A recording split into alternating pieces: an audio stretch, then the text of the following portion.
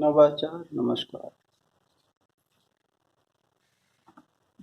बाढ़ और सूखा से बचाव एवं हरित क्रांति के लिए देश का पानी देश में, यह टॉपिक है।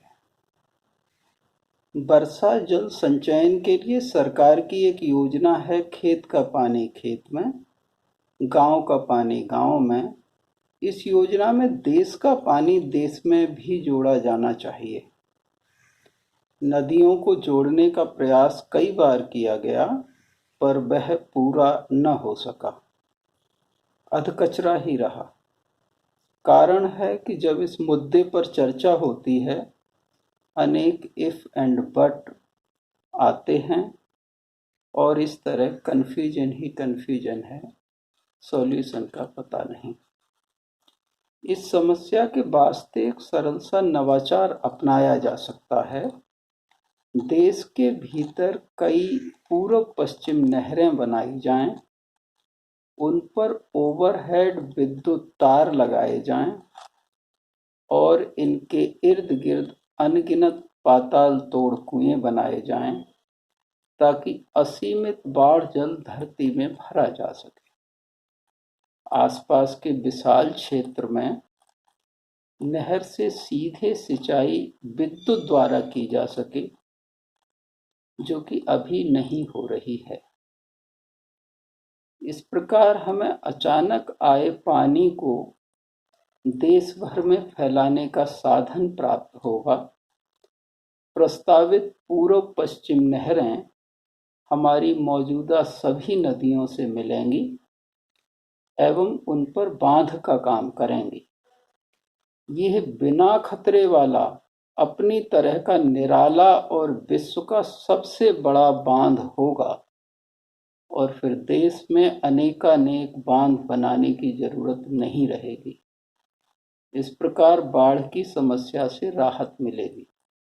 बाढ़ के समय खतरे के निशान से ऊपर बहने वाला बाढ़ का पानी नहर में लेकर कम जल वाली किसी भी नदी में डाला जा सकता है। ये प्रस्तावित नहरें अपने भारत के नक्शे में इस तरह से इन पट्टियों के रूप में दर्शाई गई हैं, जिससे कि ये स्पष्ट हो सके कि जो प्रस्तावित नहरें होंगी वो किस तरह की और कहां कहां बनेंगी।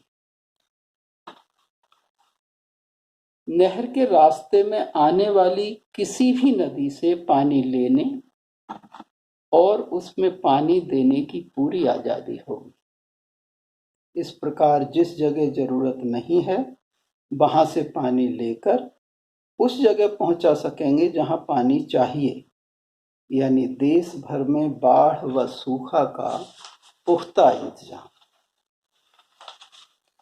विषम परिस्थितियों में यदि हम जल को किसी भी तरह नहीं संभाल पाएं, तो उसे समुद्र में छोड़ने का विकल्प भी रहेगा, क्योंकि इन नहरों का छोर समुद्र से जुड़ा होगा। देश की जल धारण क्षमता बढ़ जाएगी, खेती किसानी के रकबे में वृद्धि होगी और देश की ज्यादा से ज्यादा भूमि सिंचित हो सकेगी। विशाल जल संचयन होगा, भूजल का स्तर बढ़ेगा और देश में हरित क्रांति आएगी। देश को विशाल जल परिवहन की सौगात मिलेगी। सब जानते हैं कि जल परिवहन सबसे सस्ता, सुंदर, टिकाऊ साधन है। जल परिवहन की सबसे बड़ी खूबी है कि इसमें जगह जगह से माल को लेते हुए जाना व देते हुए जाना सुगम होता है। योजना के अनुरूप नहरें बने तो खूब कारगर होंगी। ऐसी नहरें हमारे एक्सप्रेस हाईवे जैसी होंगी, बल्कि ज्यादा उपयोगी होंगी। इनका यातायात प्रदूषण मुक्त रहेगा। इन नहरों से हमारे देश के अनेक गांव, शहर अंतर्राष्ट्रीय समुद्र मार्ग से सीधे जुड़कर आयात निर्यात प्रक्रिया में सहज ही शामिल हो जाएंगे। मीठे पानी की निरंतर हो रही हत्या पर रोक लगेगी। आबाद डूबते शहरों को बचाने की कोशिश होगी, समुद्र के बढ़ते लेवल पर रोक लगेगी। भारत का यह कदम अंतर्राष्ट्रीय स्तर पर सभी के लिए अनुकरणीय होगा। नदियों का समुद्र में गिरना मीठे पानी का मरना ही हुआ ना बाबू। पानी कहे मार मत मोए, जीवन दिया है मैंने तोए।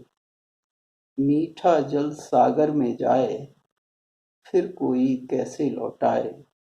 सागर का तल बढ़ता जाए, बेबस धरती डूबी जाए।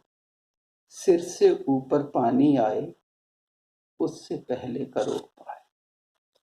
नवाचार, नमस्कार। बहुत बहुत धन्यवाद आपका मुझे सुनने के लिए।